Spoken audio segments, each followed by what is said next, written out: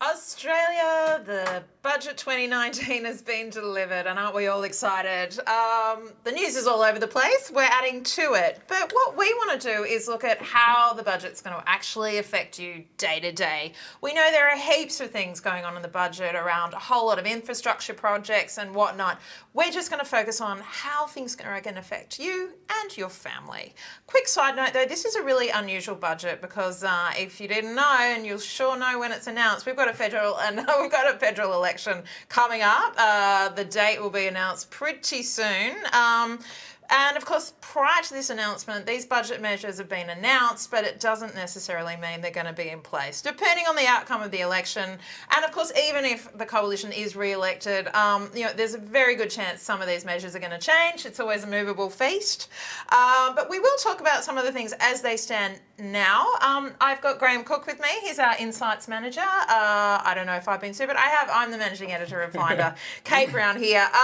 Graham, let's talk about the big one that's going to affect households and all of us personally, and that's tax changes. Indeed, it is. So as you said, this is a federal budget, and because it's a federal budget, they're putting in little Easter eggs in there to please people and to kind of big up the case for the government, Splashing as you would expect. So Yep. It's good news for most people. The biggest news here is that we're going to get a tax cut, which is going to reduce the amount of tax paid generally across the country, so people will have more money in their pay packet. Now, it's going to affect anyone earning up to $126,000 a year. Now, so that's going to load average income earners, right? Yeah, the average income is actually $82K, just above that. So everybody who's in the average income bracket is going to be affected by this.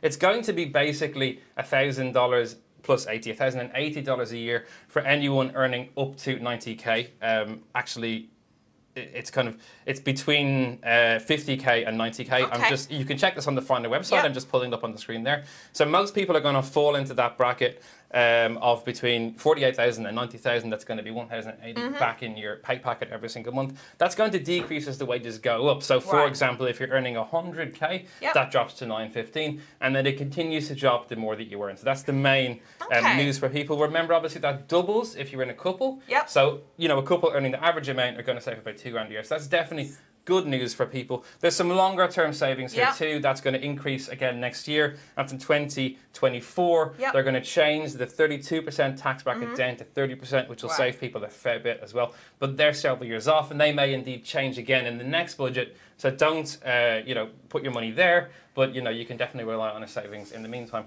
There's also there's also some changes to energy, and you've looked up that. I have, yeah. Look, we know that energy costs are rising, and also a lot of people are struggling with paying bills, particularly as we're going into winter.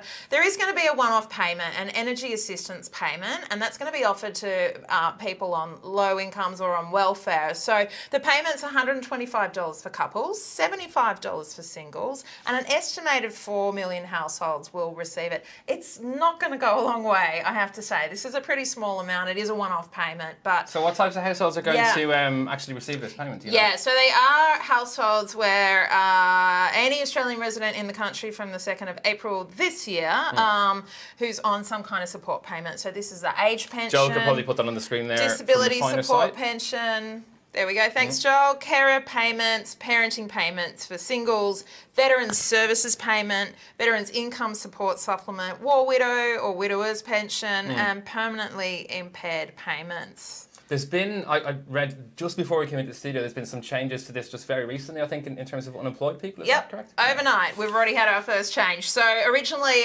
New Start recipients were not part of this payment, but they are going to be made eligible now. So these changes, assuming that it gets passed, these one-off payments will be automatically in bank accounts of eligible recipients by the 1st of July this year, but stay tuned, that's if it gets passed. So it's only once off. That $75 is not going to go very far for most people. It's not going to go a long way, particularly if you're looking at heating and things like that. We know that's going to chew through, but it's a good start at least. The other big one, Graham, is changes to superannuation. Can you talk us through that? Indeed, there are changes to super. Now, this is a very niche change. This isn't going to affect most people. Generally, it's only going to affect those who are either 65 or 66 years old. And the gist of it is that you can make extra contributions without any penalties to your super, and the annual cap is going to increase from about 100k to about 300k. Okay. So good for those who are coming close to retirement age in that bracket, but obviously not going to affect anybody else. No, but you know, we're all getting older, so you know, you never know. Got to put true. that money in the bank if you can. Look, they're the three main changes that are going to affect your finances. Like we said, there's plenty of other things going on. You can read up about them. But for households, the three big ones. So we're looking at tax rates and offsets. We're looking at the energy assistance payment for people on welfare, and new rules for super. But remember, a lot of this could potentially change.